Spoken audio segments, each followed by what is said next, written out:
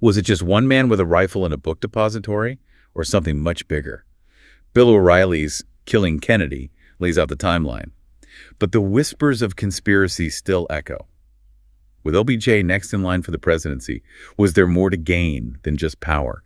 The Kennedy files have been released, but this feels less clear than ever. Let's break it all down. History, theory, and everything in between. Welcome to the Bookish Breakdown. Yep, you guessed it. Today we are diving into Killing Kennedy by Bill O'Reilly. We are going to focus on three key areas with the information from this book. 1, the timeline of events and why they don't line up. 2, the key players according to the official story. 3, LBJ's role in all of it. Like, share, and subscribe.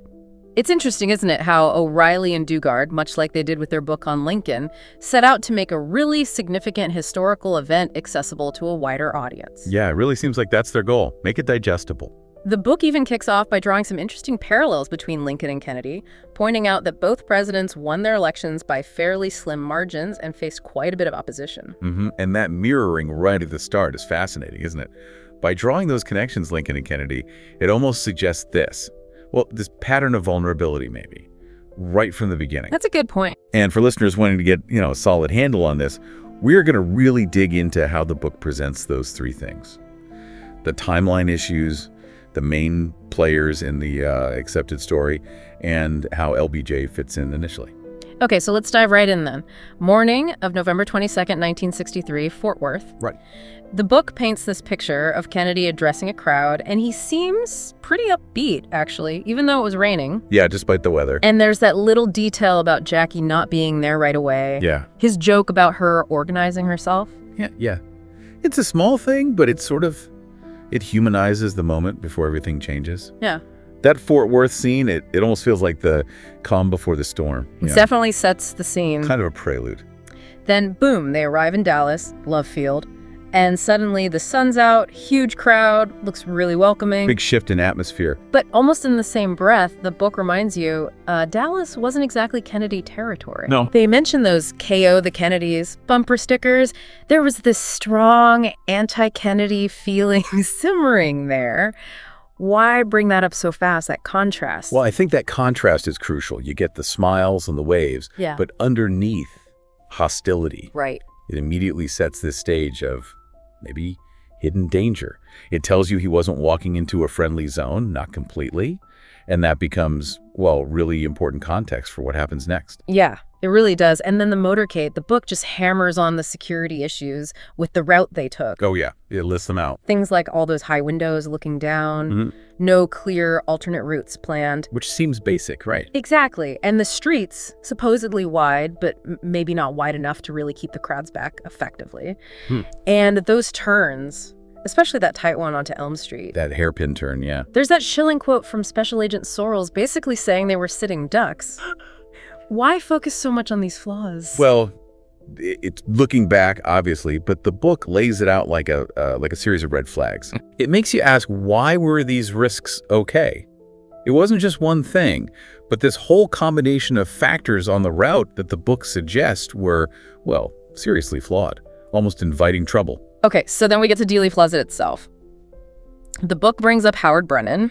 Right, the witness. Seeing a man in the 6th floor window, Texas school book depository, and then the shots. Yeah. As the limo goes down Elm Street, Brennan's sighting is a really early critical piece, isn't it? Oh, absolutely. If Brennan's account is accurate, it gives you a potential source for the shots right then and there. Yeah. It's one of the first things the book mentions to sort of anchor the chaos. And then there's the whole magic bullet thing. Ah, yes. The single bullet theory. The book explains it. One bullet hits Kennedy in the back, comes out his throat, and then hits Governor Connally multiple times back, chest, wrist, thigh. And they mentioned Connally was turning. Right, turning to talk to Kennedy. I feel like it's an incredible path for one bullet. It is. What's the book trying to suggest by laying that out in detail? Well, the magic bullet is maybe the most controversial part, right? Yeah. So by detailing it, the book is kind of highlighting how complex and maybe how unlikely it seems to many people. Emphasizing that path, Connally's position, it pushes you to think about the doubts around that official explanation. Yeah, it really does. The moments right after, they're described so vividly. Jackie's reaction? Intense. Her words, "They've killed my husband." And her climbing onto the back of the car? Just raw instinct, probably. Shock. Horror. And then Agent Clint Hill jumping on, pushing her back, shielding them.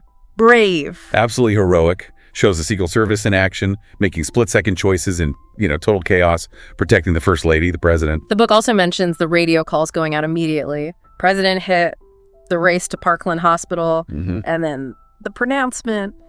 Just tragic. Jackie's actions, though, they really stick with you from the description. They really do. Speaks volumes about the horror of that moment. Then the focus shifts. Lee Harvey Oswald. The book places him at the depository where he worked. Says he left quickly after the shooting. Yeah, his movements become key. And then later, the shooting of Officer J.D. Tippit. Another critical event in that short time frame. And finally, Oswald's arrest. In the Texas theater, the book just lays these events out, bang, bang, bang. What's the effect of that rapid-fire pacing? Well, by compressing Oswald's actions like that, leaving the depository, the Tippit shooting, getting to the theater, it makes you really look hard at the timeline. Yeah. Can one person do all that fast? It sets up the questions about those timeline inconsistencies the book seems interested in. Which brings us right to those timeline issues. You've got the assassination, Oswald's supposed escape, the encounter with Tippit quite a ways off, then the theater arrest, all in what, 90 minutes? Roughly, yeah. A very tight window. When you actually think about the logistics, getting from A to B to C, it does make you pause and question that official sequence, doesn't it? Exactly. The book doesn't scream conspiracy, but it subtly points to that compression. It asks you, the reader, is this really plausible for one guy acting alone? That speed is where the official story, as presented here, feels strained. Okay, let's pivot then. Let's talk about the key players, according to the book's version of the official story, at least up to Oswald's arrest. Sure. Obviously, JFK himself, the target, the victim. The center of everything.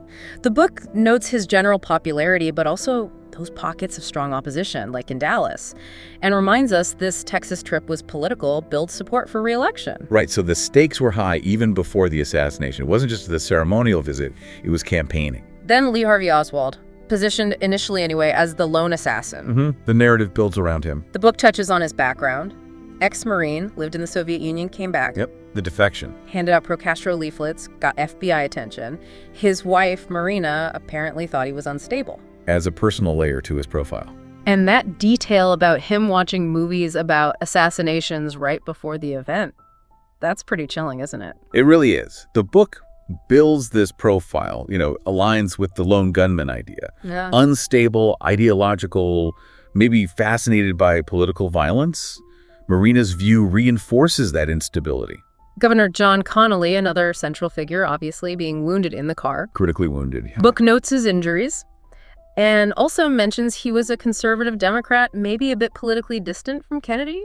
Why include that political nuance? Well, it adds complexity, right? Yeah. It shows that even within the Texas Democratic Party, things weren't monolithic. There were factions, maybe some underlying tensions. It just paints a fuller picture of the political landscape Kennedy was navigating. Makes sense. And the Secret Service gets mentioned, too.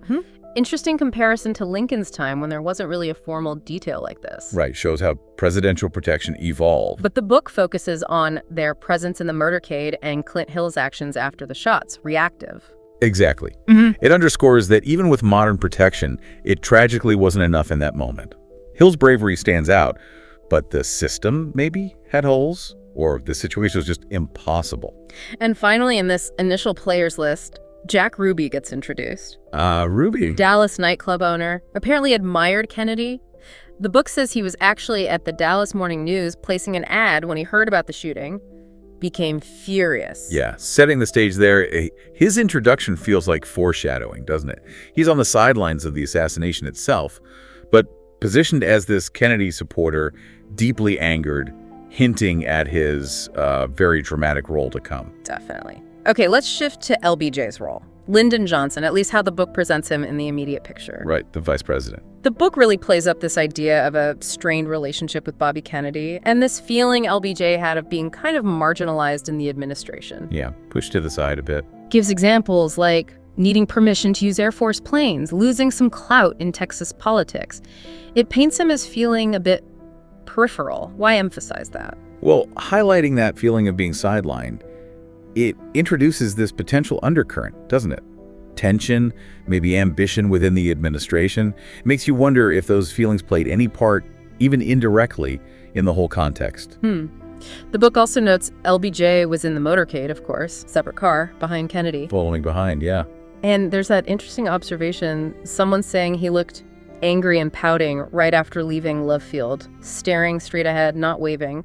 Small detail maybe, but telling in the way the book frames it. It is a small detail, but it adds to the book's picture of Johnson's mood that day. Suggests maybe some preoccupation or detachment even before everything went sideways. It's subtle character building by the authors. Then the shots happen, and the book describes this instant shift. Security focus snaps to Johnson. Immediately. Survival mode for the government. Clint Hill gives that thumbs-down signal to LBJ's agents, meaning Kennedy's down, LBJ is effectively president now, his safety is paramount. Yeah, that signal really underscores the immediate, stark transfer of power in that chaos. The Constitution clicking into place right there on the street, Johnson's status instantly elevated. It's incredible to think about. The book emphasizes how his protection became the absolute top priority in that split second. And finally, the book recounts Johnson being sworn in on Air Force One before flying back to D.C., that famous somber photo. Right, a hugely symbolic moment. That swearing in on the plane, it represents the swift, formal transition of power amidst national trauma. The book shows it as the necessary, immediate consequence, pushing LBJ into the presidency under just the most awful circumstances. So as we wrap up this deep dive into Killing Kennedy, we've looked at the timeline as the book presents it, those key players in the initial official story, and LBJ's immediate role based on this account. Yeah, and exploring the book this way, it really just lays bare how complex this whole thing is. That rapid sequence of events, the different people involved, the immediate consequences.